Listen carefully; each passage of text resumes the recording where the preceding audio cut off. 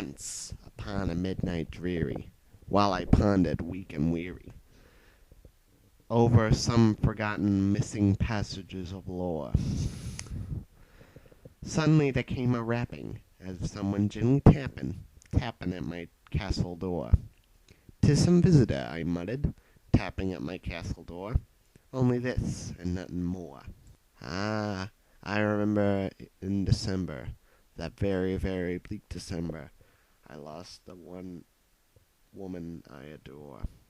As Edgar Allan Poe would put it, he'd probably call her my Lenore. Nameless here forevermore. "Yep, it's a visitor," I repeated, tapping at my chamber door. "Only this, and nothing more."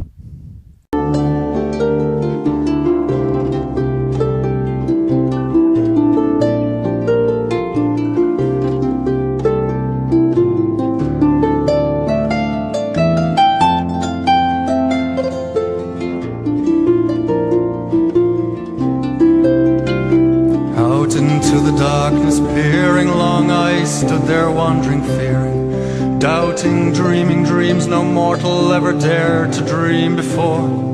But the silence was unbroken, and the stillness gave no token, and the only word there spoken was the whispered word Lenore. This I whispered, and an echo murmured back the word Lenore. Merely this, and nothing more. Back into the chamber turning, all my soul within me burning. Soon again I heard a tapping, somewhat louder than before. "Surely," said I, "surely that is someone at my window lattice. Let me see then what thereat is, and this mystery explore. Let my heart be still a moment, and this mystery explore. 'Tis the wind, and nothing more."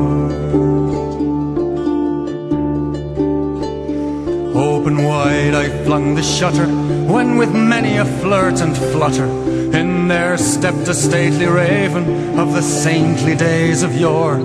Not the least obeisance made he, not a minute stopped or stayed he, but with mien of lord or lady, perched above my chamber door, perched upon a bust of Eris, just above my chamber door, perched and sat, and nothing more.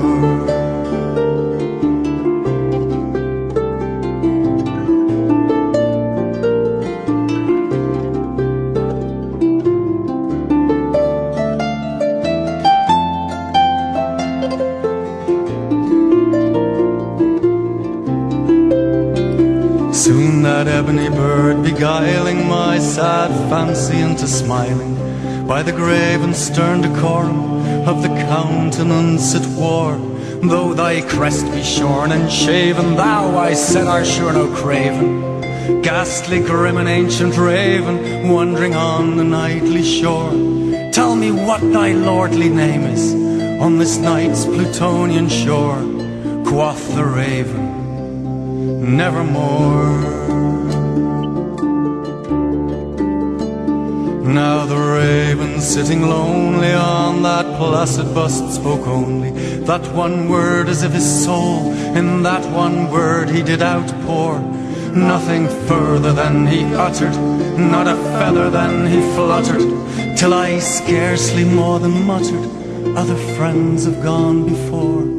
On the morrow he will leave me, as my hopes have flown before." Quoth the raven, "Nevermore." Then methought the air grew denser, perfumed by an unseen censer, swung by seraphim whose footfalls tinkled on the tufted floor.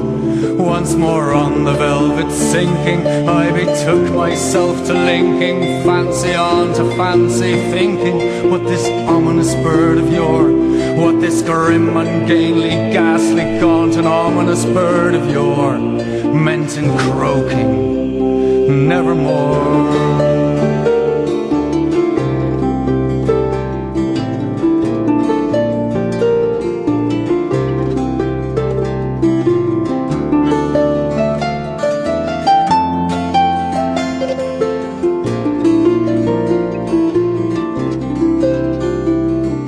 said anything of evil, prophet still if bird or devil, whether tempter sent or whether tempests tossed thee here ashore, desolate yet all undaunted on this desert island, chanted on this home by horror haunted, tell me truly I implore, is there balm in Gilead? Tell me I implore, quoth the raven, nevermore. Prophet said anything of evil, prophet still if bird or devil, by that heaven stretched above us, by that God we both adore, tell this soul with sorrow laden, if within the distant Aidenn it shall clasp a sainted maiden, whom the angels name Lenore, clasp her air and radiant maiden, whom the angels name Lenore, quoth the raven, nevermore.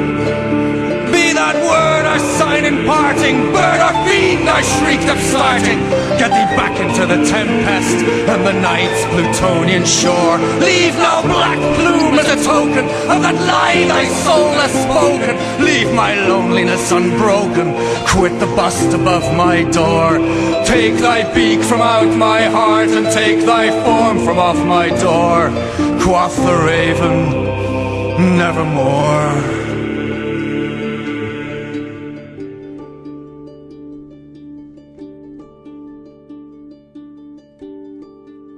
Now the raven never flitting, still is sitting on the bust of Eris, just above my chamber door, and his eyes have all the seeming of a demon's that is dreaming, and the lamplight o'er him streaming throws his shadow on the floor, and my soul from out that shadow that lies floating on the floor will be lifted